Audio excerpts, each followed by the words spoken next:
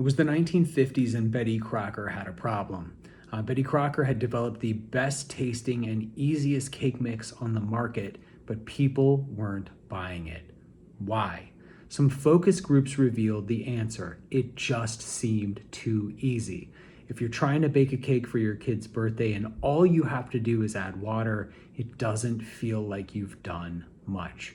So Betty Crocker took this, and with their deep understanding of human psychology, they actually reverse engineered their product to make it worse.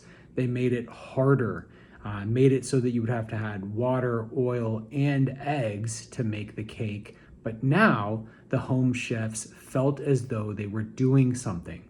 We see this in human psychology as well. We see this in something known as the Ikea Effect, or the idea that labor leads to love.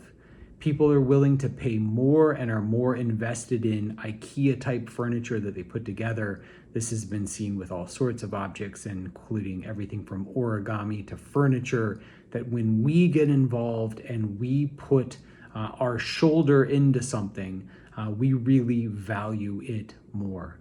So what's the lesson here for life and for meaning? A lot of times we try to take the path of least resistance, but human nature is such that if we don't really work hard, we're not likely to value something the way that we ought to. So I'd invite you to consider the most important things you've ever done, to reflect back on your life and think about the best, most powerful, most impactful parts of your life.